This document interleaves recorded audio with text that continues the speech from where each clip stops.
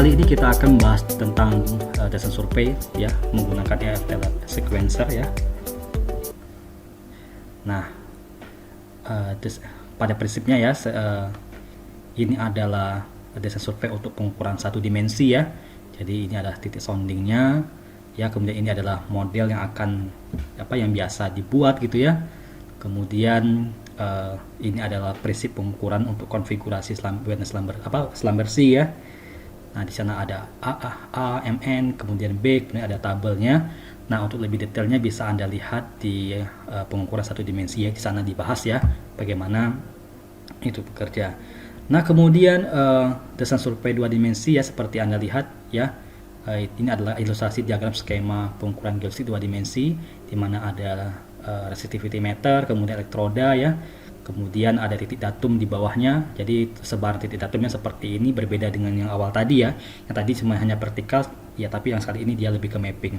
Nah, berikutnya adalah desain survei pengukuran geodesi tiga dimensi ya. Jadi seperti ini ilustrasinya. Untuk lebih detailnya bisa Anda nanti lihat di pengukuran geodesi tiga dimensi ya.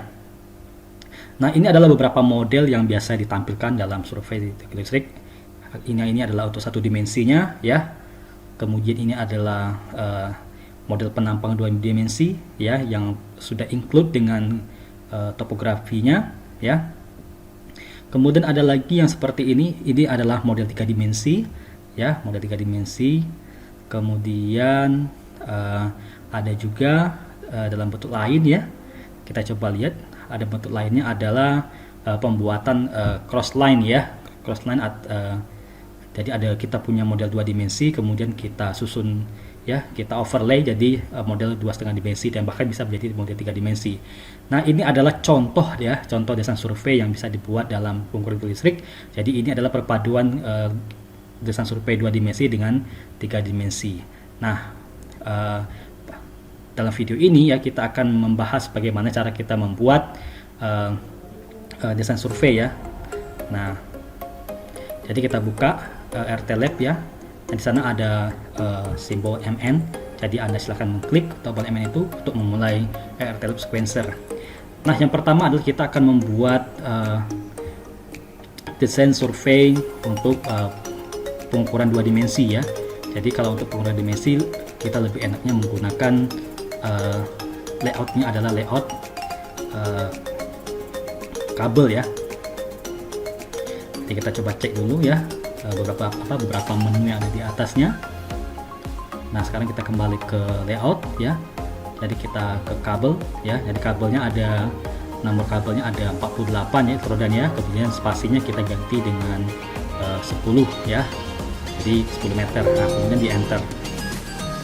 Jadi startnya adalah 0 ya, kemudian N-nya adalah 470. Kemudian kita klik insert ya.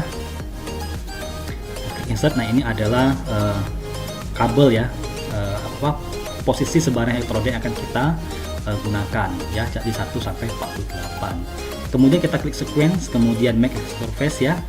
Nah, kalau sudah sampai sini kita tinggal mengedit ya beberapa isian di sini ya.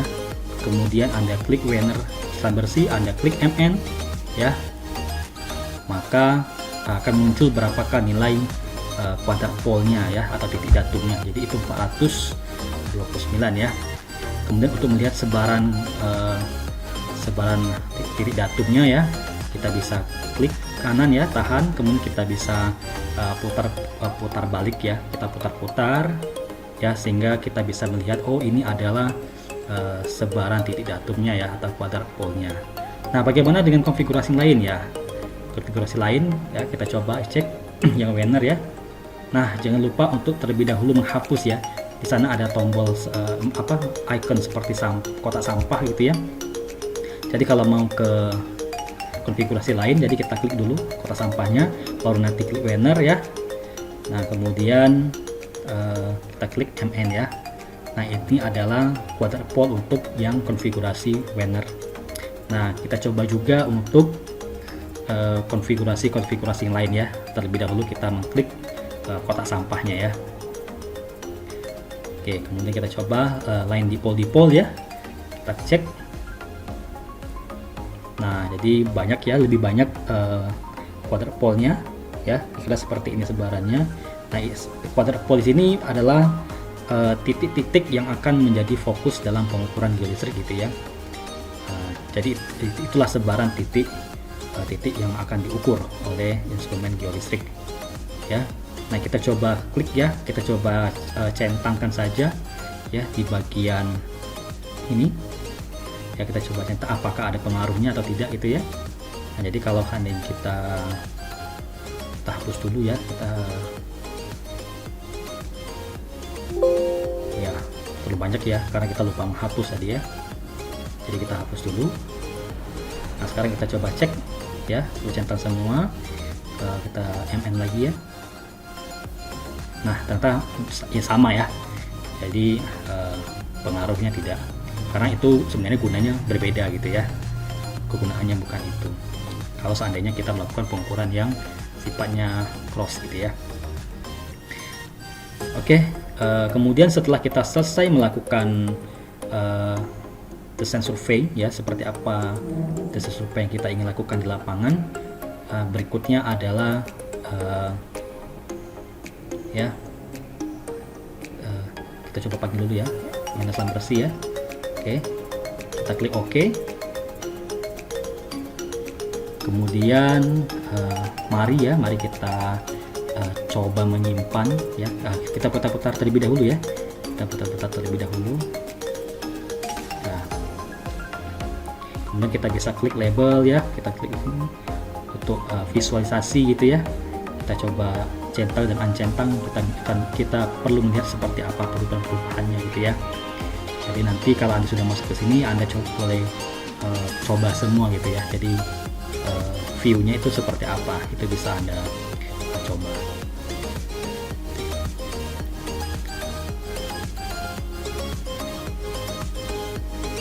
Oke, jika telah selesai maka kita masuk ke penyimpanan ya, kita file kemudian save.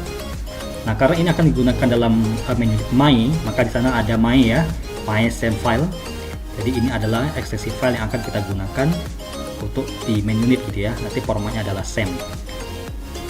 Ya, kita klik namanya ya. Kita ketik apa nama filenya ya. Terlebih dahulu kita bikin folder. Jadi biar nggak susah untuk mencarinya. Kita buat namanya adalah desain survei ya. Kemudian kita klik 2 kali, kemudian kita ketik namanya, misalnya namanya adalah ini gitu ya, minus lampu bersih gitu ya. Oke, kalau sudah Anda boleh klik file kemudian quit ya atau close. Nah, berikutnya kita coba membuat desain survei untuk 3 dimensi ya. Kalau untuk 3 dimensi kita lebih gampang menggunakan grid ya. Jadi di sini kita coba dulu seperti apa visualnya kalau seandainya 4x12 ya, polanya 4x12 ya. Kita coba kalau pola 4x12 ya, setelah itu Anda klik ya spasinya ya. Spasinya masing-masing 10 ya. Oke, kemudian kita klik ya. Nah, kira-kira seperti ini ya. Jadi kalau kita membuat 4x12 ya. Nah, polanya seperti ini. Nah, sekarang kita coba versi lain ya, 12x4 ya. Kita buat 12x4. Hasilnya seperti apa kita coba perhatikan. Spasinya masih 10 ya, kita klik grid. Nah, maka seperti ini ya. Nah, kemudian cara pengisiannya adalah kita ikuti nomor dari nomor terkecil hingga ke nomor terbesar ya. Nah, caranya adalah seperti ini, klik bagian kiri kursor ya. Nah, klik geser gitu ya.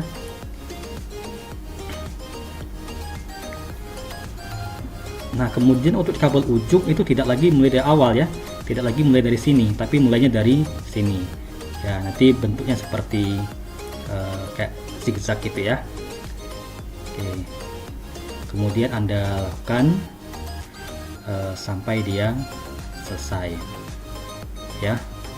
Maka kabel paling bawah kanan bawah itu adalah nomor 1, kemudian di atas 24, kemudian di atas lagi 36 ya, kemudian di atas lagi adalah 48 ya.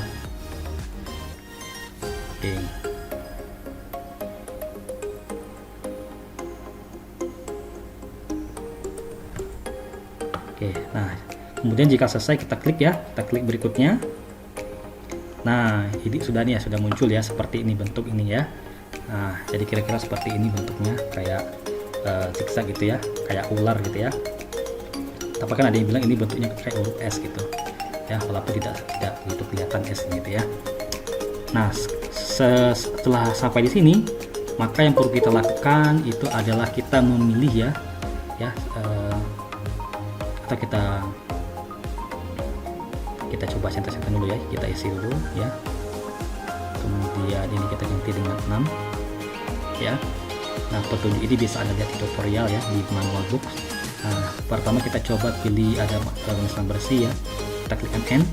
Nah quadrat pole-nya itu ada 174 ya, jadi titik datumnya itu 174. Nah sekarang kita lihat seperti apa sebaran quadrat pole-nya gitu ya. Kita coba lihat quadrat pole-nya ya, kita putar ya, karena ini bisa tampilannya adalah tampilan 3 dimensi. Jadi kalau kita putar, nah ya, nanti bentuk itu seperti tabung gitu ya, seperti balok sorry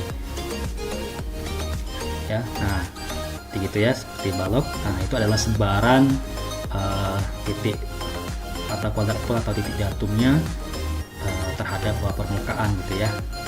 Nah kayak gitu ya. Kemudian kita coba menggunakan konfigurasi lain. Kita coba banner ya, nah itu ya sebaran kuadrat pole-nya, dan kita bisa juga melihat jumlah total kuadrat pole-nya. Kemudian kita coba lagi konfigurasi yang lain gitu ya.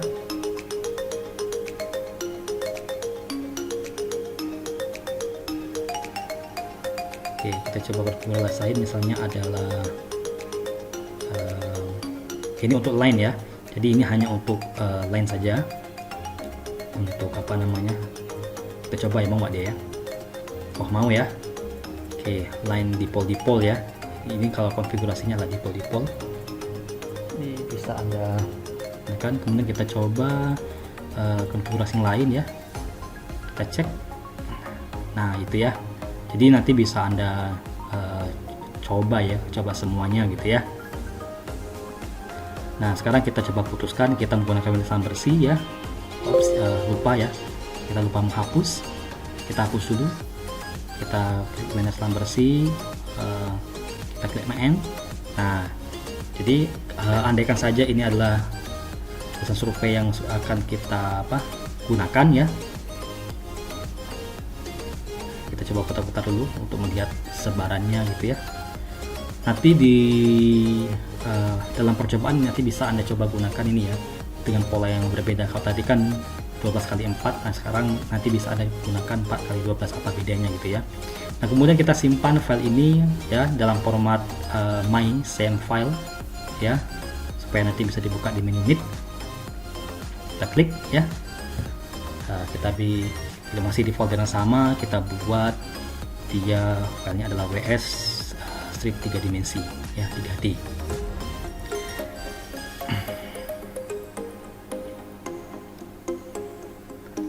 Oke, baik, itu adalah cara ya operasi RTLab Sequencer untuk membuat survei 2 dimensi dan 3 dimensi. Jadi kalau sudah selesai silakan Anda klik quit ya, kemudian close ya. Anda bisa meng-close programnya.